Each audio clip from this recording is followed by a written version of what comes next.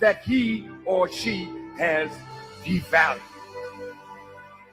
Black life in America is devalued. Hispanic life is devalued. Even poor white life is devalued. There's a way that I have to behave. I'm free, but I'm not free to rob you of yours. I'm not free to take from you what does not belong to me. So if I will construct my life according to these righteous principles, then between man and man, man and woman, peace. Between race and race, peace. Between rich and poor, peace. We have our beautiful Mexican family. This once was theirs. So you can't say to them they are aliens. That's a horrible word to use for former owners.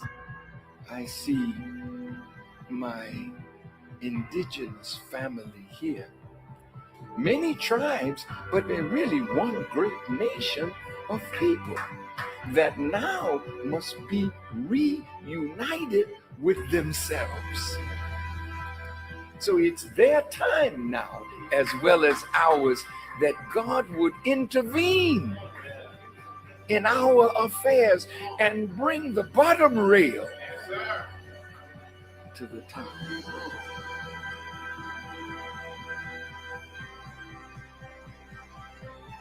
The government is not rehabilitating soldiers. When they send you away to kill. When you come home, they gotta reconstitute you for civilian life again. Make sure you have a job so you can take care of your family, but they're not doing it.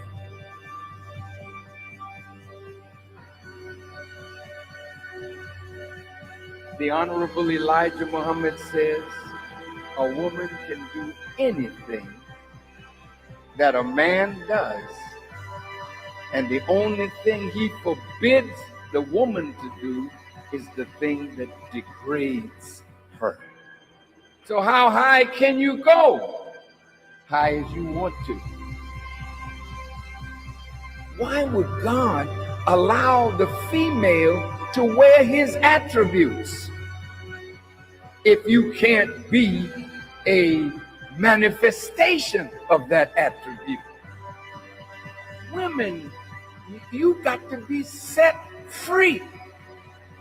What God has put within you must be cultivated, must be developed, and must be used for the advancement of a nation and a world. I said to myself, Mr. President, why the hell don't you go to the wicked police department? Why the hell don't you stand up and tell them that your killing of black youth and brown youth is not gonna hold no more? Why don't you stand up?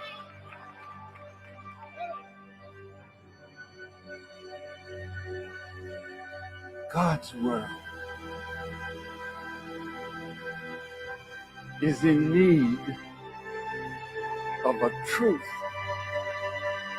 that will set up a government where everybody can live in peace, under real freedom, real justice, and real equality.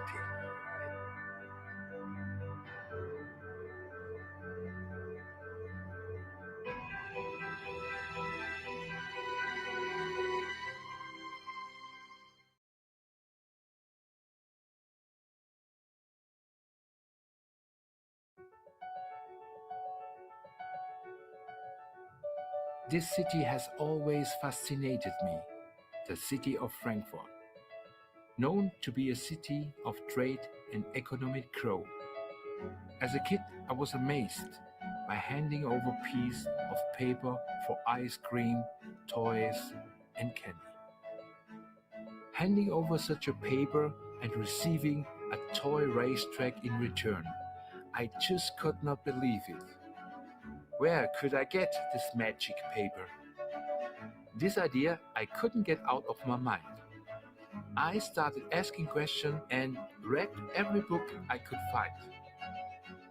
I learned the money was backed by gold as a paper form to save us carrying it around. Something of real value behind the paper. But everything was changed. The value was capped, and the gold standard, as it was called, was abolished. Since then, the value of money has been the biggest lie of all. The dollar bill is now just a paper subject to inflation and devaluation. This must stop. The solution returning to a piece of gold that you can actually hold, and it holds value or even better cash gold, paper pressed and refined with real gold. A masterpiece solution, a forgery-proof, totally digital cryptocurrency.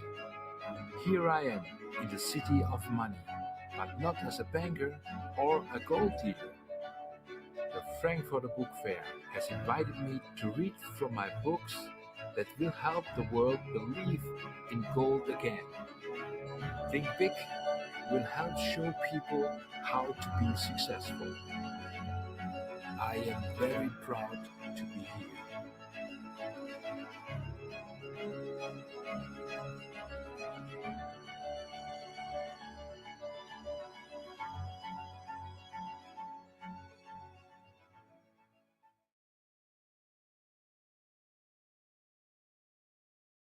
After decades of working for your life savings, could it be at risk from the nature of the currency itself? Gold and precious metals have been used in trade throughout the history of civilization, and many people are still protecting their funds by purchasing gold. Paper currencies have been printed since soon after the invention of paper itself. Mongol leader Kublai Khan confiscated all gold and silver in his kingdom, forcing everyone to accept paper money on pain of death. Paper currencies printed in vast quantities led to the collapse of the Persian economies in 1294 and China around 1450. The government of China banned the use of paper money for hundreds of years after that event. In the United States, paper currencies have been around through our history. First, they were printed by banks and states, and later the bills became U.S. Treasury notes. And in 1913, the Federal Reserve started controlling the paper tender. Since that time, the buying power has decreased as inflation slowly eats away at the buying power of the dollar. Dan Giromo is a gold director elite marketing globally, utilizing the infrastructure of Karatbars International, a group that's aimed at encouraging the return of precious metals as a preservation and exchange resource. He's an expert in gold bullion and the history of paper currency. Dan, also known as Boomer, was also asked to sit on the Roundtable Leadership Council for Karatbars. For more information on an exciting opportunity, you can take advantage of the website realgoldmoney.com. He's our guest on the show today. He's here to talk to us about the U.S. dollar and how precious metals could provide a haven from inflation. We'll talk about the devaluation of the dollar and how it affects American families and how ordinary people like you can protect your life savings. Welcome to the program, Dan. Thanks, Gary. I appreciate you having me on the show today. Well, it's great to have you here. Gold is always a very popular topic. People love it. You go to the jewelry store and it's shining in front of you. People have been using it as a medium of exchange for years, as I mentioned. But how does the real value of precious metals compare to the U.S. dollar? We've seen all these bailouts and we've seen the inflation as we talked about. So how is gold tied to that? Very good question. First of all, many people don't realize that the dollar, this right here, that dollar was worth 1.5 grams of gold when it first came out. That wasn't taught to me in schools. Was it taught to anybody else? And so the dollar, and this is the world's exclusive reserve currency until it isn't anymore. Okay? There's a shelf life with all money, and this is supposed to be a representation of your labor. But why is it worth less tomorrow than it is today? And so paper money is merely a substitute for real gold money, okay? And so its role in society is back to the basics. Whatever happens to the dollar happens to everything you have kept in dollars, okay? And so if there was a way that you could get back to real gold money as a preservation of your labor, that is where we need to head, because it has created all the symptoms in society for it not doing what it used to do. It's really just that simple. But many people haven't paid attention to it because it's so slow. It's like a mouse eating on a little piece of a cookie. And so over time you see it, but not directly in a short sense. So the dollar, $1 US dollar used to be equal to how many grams? 1.5 grams of gold. So then what caused this shift to remove the gold from the currency? Well, number one, the government could only print enough money as they had enough gold in their vaults to back it up. And when certain policies, even with good intentions, whatever, caused them to exceed that, they had to make a change and decouple it from gold. And I believe that was August 15th, 1971. Now, we've had a number of guests on this program who have warned of an economic collapse. Gerald Celente has been a guest on the program a number of times. He's warned of this for some time. We've also had Charles Goyette, the author of The Dollar Meltdown. He's been on the program. He's warned of the pending collapse. In your view, in your assessment of what you've seen as you travel the world and you witness different economies, you witness different mediums of exchange, are we as a nation here in the United States under the threat of a economic collapse? Well, I'm sure I'm not a sightseer, but I would say that we see all the symptoms in society today that there's going to be a change. We saw it in the mortgage debacle. No real legislation has changed from that since then. So there's nothing to prevent that from happening again. There's all kinds of other indicators across the planet, as we see in, for instance, Occupy Wall Street, Tea Party movement, regime changes, bail-ins, bailouts, private pension funds being swapped out with public trust bonds. We've seen Venezuela in early February actually devalue their bolivar, right? They did it without warning, and I'm sure that caused some economic turmoil.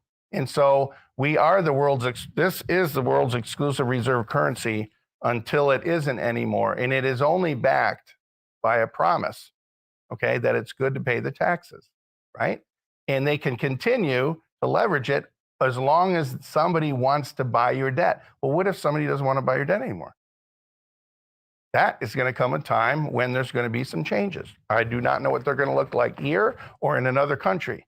But as the dollar goes, do many other currencies go? Now, in the Great Depression, the collapse that took place there, if you look at a chart, you can see the stock market. It's a little pimple compared to where we are today. Do you believe we're on the edge of a super bubble? In my opinion, yes. And I think honestly, in common sense, can the stewards of this ever tell you